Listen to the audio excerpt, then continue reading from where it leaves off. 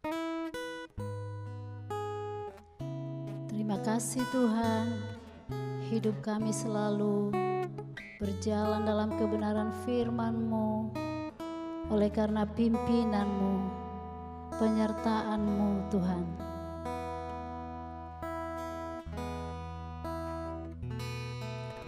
Tuhan, Kau sempurna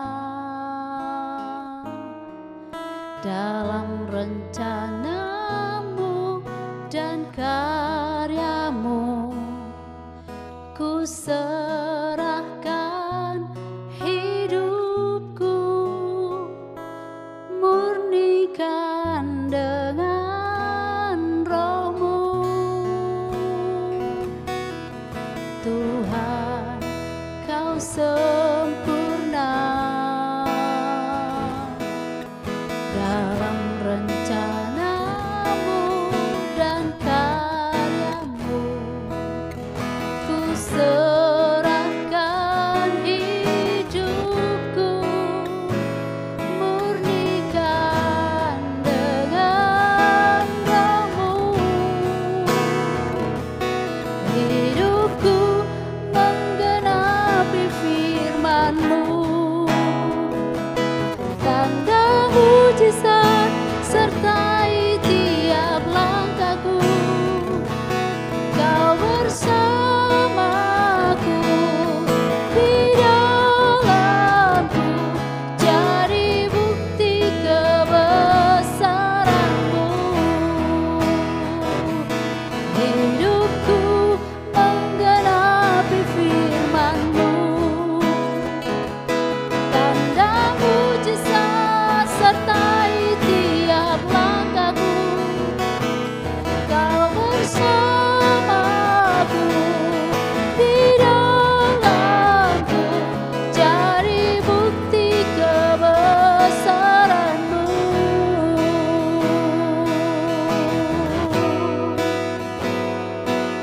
Jadi bukti kebesaran-Mu Tuhan.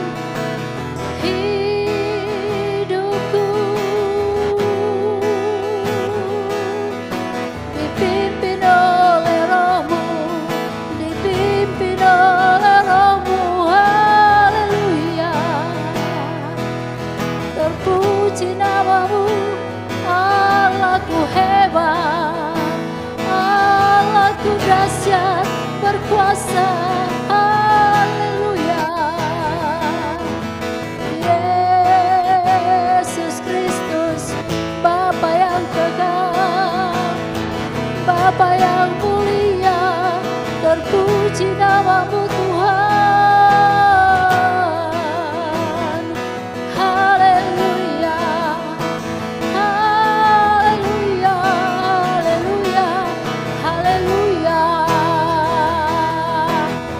Glory, glory, glory, haleluya, haleluya, haleluya. Yesus, terpuji nama-Mu Bapa, berkaryalah sepanjang hidup kami, berkaryalah dalam hidup kami. Yesusku, ajaib kuasa-Mu, ajaib perbuatan-Mu. Haleluya.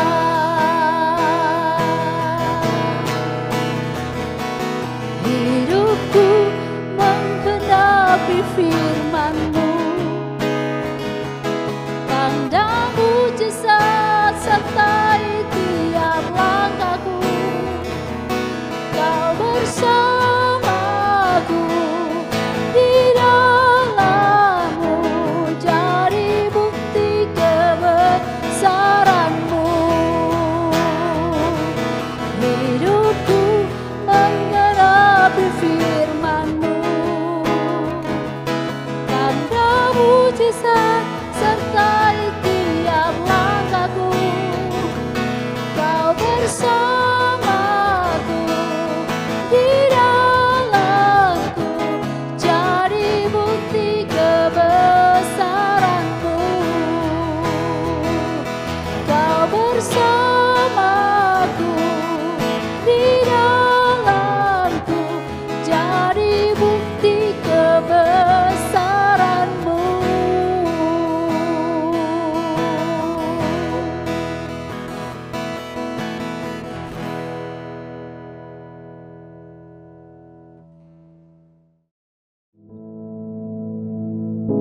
Our Father, which art in heaven, hallowed be thy name.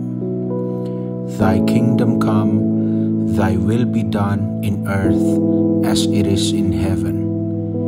Give us this day our daily bread, and forgive us our debts, as we forgive our debtors. And lead us not into temptation, but deliver us from evil. For thine is the kingdom, and the power, and the glory, forever. Amen.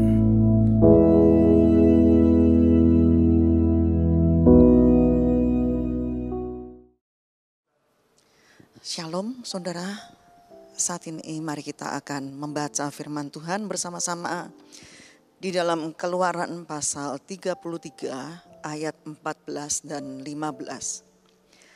Lalu ia berfirman, Aku sendiri hendak membimbing engkau dan memberikan ketentraman kepadamu.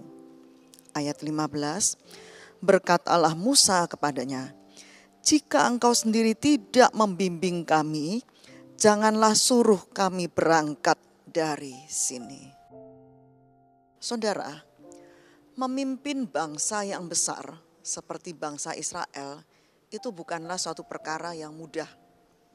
Apalagi dalam hal ini bangsa Israel ini termasuk bangsa yang suka memberontak pada saat itu.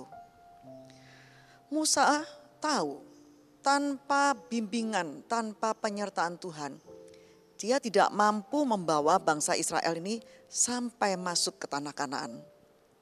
Itulah sebabnya dia katakan tadi di dalam ayat 15, jika engkau sendiri tidak membimbing kami Tuhan, jangan suruh kami berangkat dari tempat ini.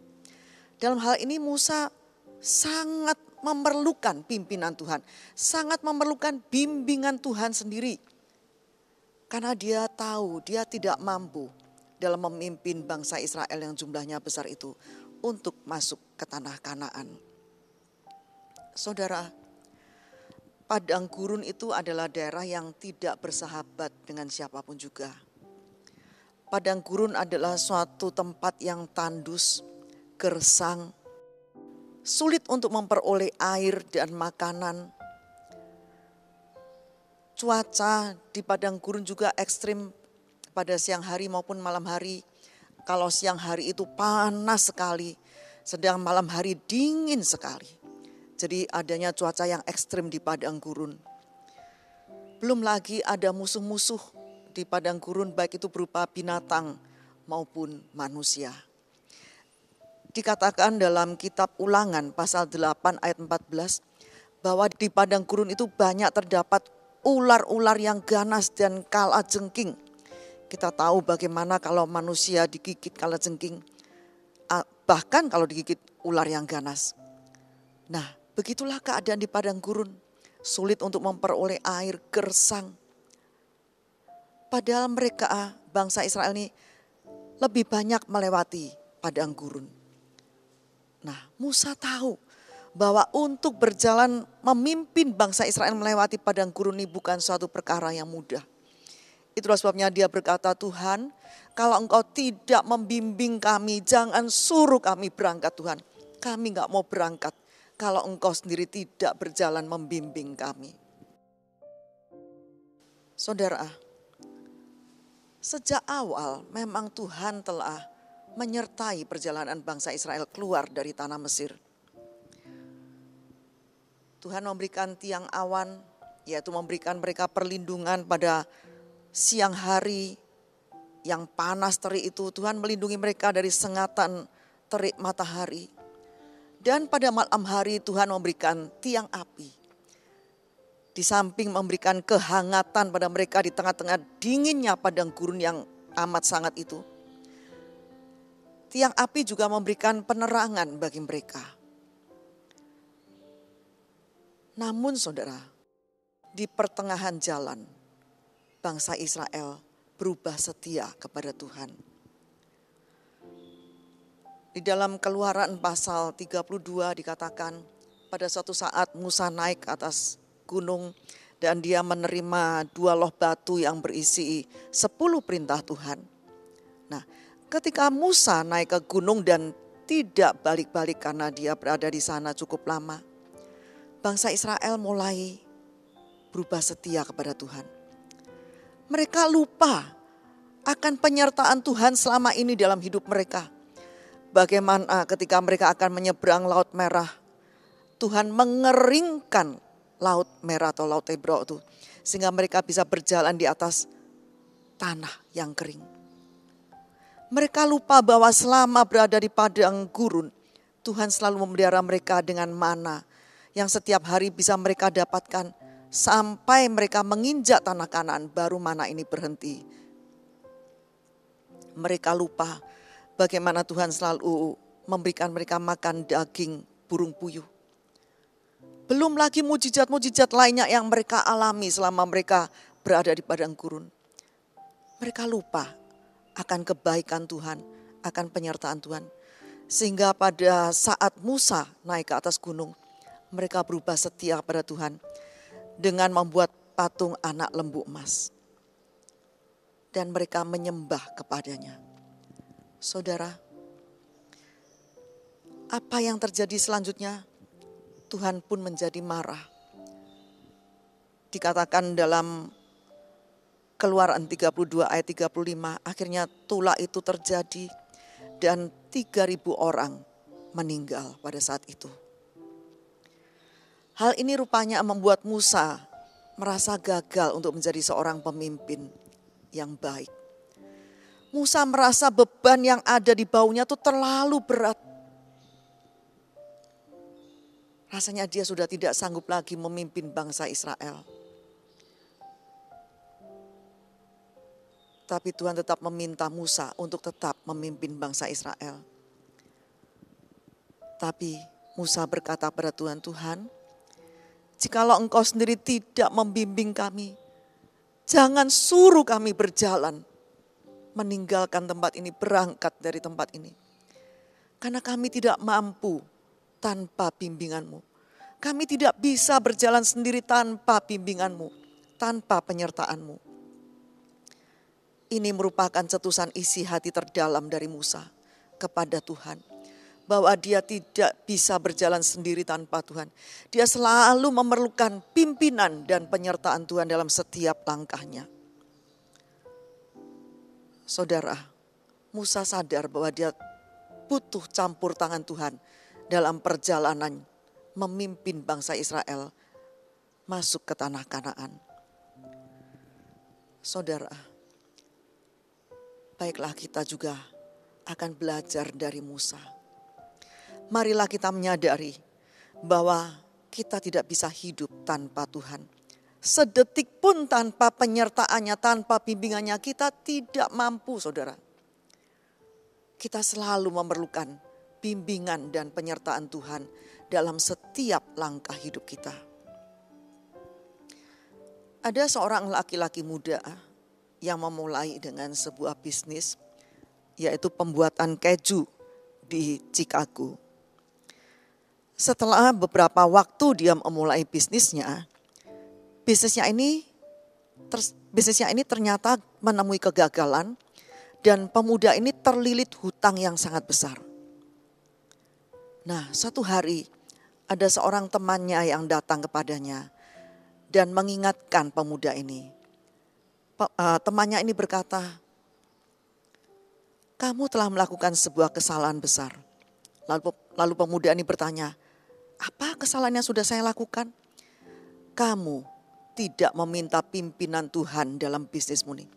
Kamu tidak melibatkan Tuhan dalam bisnismu ini.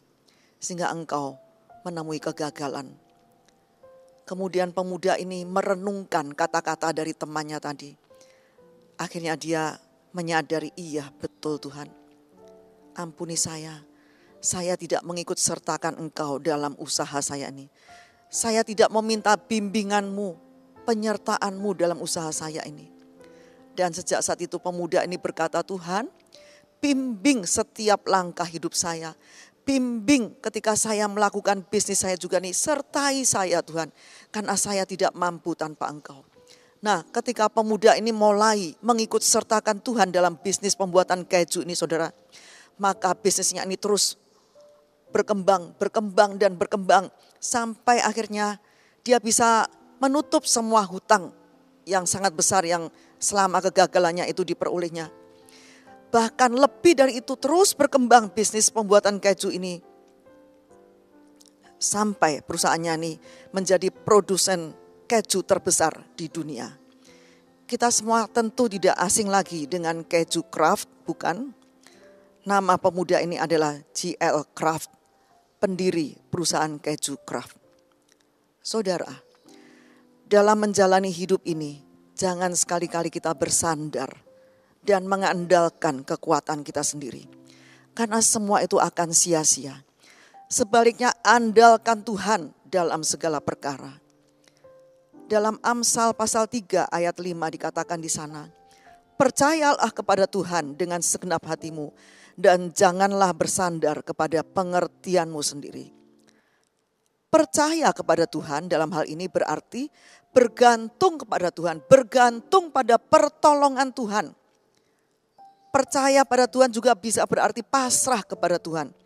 Atau lebih tepatnya mempercayakan semuanya kepada Tuhan. Jadi orang yang percaya pada Tuhan dia akan mempercayakan semuanya. Hidupnya dan semua yang dilakukannya itu dipercayakan semuanya kepada Tuhan. Dengan segenap hati. Kita tahu bahwa hati ini adalah pusat dari pikiran, perasaan, perbuatan kita. Jadi percaya kepada Tuhan dengan segenap hati artinya pikiran, perasaan dan perbuatan kita ini harus konsisten, berserah, mempercayakan diri kepada Tuhan. Jangan cuman kita berkata, ya Tuhan saya percaya pada Tuhan. Tapi pikiran kita masih terus memikirkan masalah itu. Bahkan perasaan kita masih terbawa dalam rasa khawatir, takut. Ini artinya kita tidak percaya pada Tuhan dengan segenap hati. Karena pikiran dan perasaan masih terbawa, terpengaruh dengan masalah itu. Masih memikirkan, masih terpengaruh oleh rasa takut, khawatir dan sebagainya. Padahal percayalah pada Tuhan dengan segenap hati itu artinya pikiran, perasaan dan perbuatan kita ini harus konsisten. Berserah mempercayakan diri sepenuhnya kepada Tuhan. Dan jangan bersandar pada pengertian sendiri. Artinya jangan mengikuti hasil pemikiran diri kita sendiri. Tapi kita lebih mempercayakan semuanya kepada Tuhan. Saudara, mengandalkan Tuhan berarti kita senantiasa berjalan bersama dengan Tuhan setiap waktu. Semakin kita berjalan dengan Tuhan, semakin kita memperoleh kekuatan untuk menjalani hari-hari kita. Yang kita jalan ini yang penuh dengan pergumulan hidup. Memang berjalan dengan Tuhan itu bukan berarti kita tidak menghadapi tantangan. Tapi di tengah-tengah menghadapi tantangan itu ada Tuhan yang maha kuasa itu yang menyertai kita. Yang akan selalu memberikan pertolongan kepada kita. Amsal 3 ayat 6 dikatakan, akuilah dia dalam segala lakumu, maka ia akan meluruskan jalanmu. Apakah arti dari mengakui Tuhan? Artinya kita harus selalu melibatkan Tuhan dalam setiap usaha kita, dalam perencanaan kita. Biarlah Tuhan yang akan membimbing setiap usaha kita. Jangan membuat keputusan tanpa mengikut sertakan Tuhan di dalamnya. Kata akuilah di sini dari bahasa Ibrani yada artinya mengenal Tuhan dengan sungguh-sungguh. Mengenal Tuhan dengan sungguh-sungguh ini menjadi bagian dari hidup kita. Mengenal Tuhan itu artinya kita mengenal pribadinya, mengenal cara kerjanya. Sehingga kita bisa berserah, mempercayakan diri sepenuhnya kepada Tuhan. Mengakui Tuhan dalam segala laku kita artinya bersekutu dan berjalan bersama dengan Tuhan dalam setiap langkah hidup kita. Dan apa hasilnya? Jika kita melibatkan Tuhan dalam setiap langkah kita dan mengenalnya dengan sungguh-sungguh, hasilnya adalah Dia akan meluruskan jalan kita. Artinya jalan kita ini akan diarahkan oleh Tuhan dalam kebenaran dan keberhasilan. Oleh sebab itu saudara, marilah kita selalu melibatkan Tuhan dalam setiap langkah kita. Percaya kepadanya dengan segenap hati dan tidak bersandar pada pengertian diri kita sendiri. Kita selalu meminta bimbingannya, penyertaannya, dan turut campurnya tangan Tuhan dalam setiap langkah kita. Seperti Tuhan berkata kepada Musa, aku sendiri hendak membimbing engkau dan memberikan ketentraman kepadamu. Ketika kita meminta bimbingan Tuhan selalu, maka Tuhan akan terus menerus berjalan bersama dengan kita dan akan memberikan ketenangan dan kemenangan kepada kita. Amin. Mari kita berdoa. Terima kasih Tuhan, kami sudah merenungkan firman-Mu pada saat ini. Dan kami Tuhan akan terus mau percaya kepadamu dengan segenap hati kami. Dan tidak bersandar kepada pengertian diri kami sendiri. Dan kami mau mengikut sertakan Engkau, mengakui Engkau, mengenal Engkau dengan sungguh-sungguh. Dan selalu melibatkan Engkau dalam setiap aspek hidup kami. Dan bila Engkau akan selalu berjalan, Engkau sendiri berjalan membimbing kami Tuhan. Menyertai kami.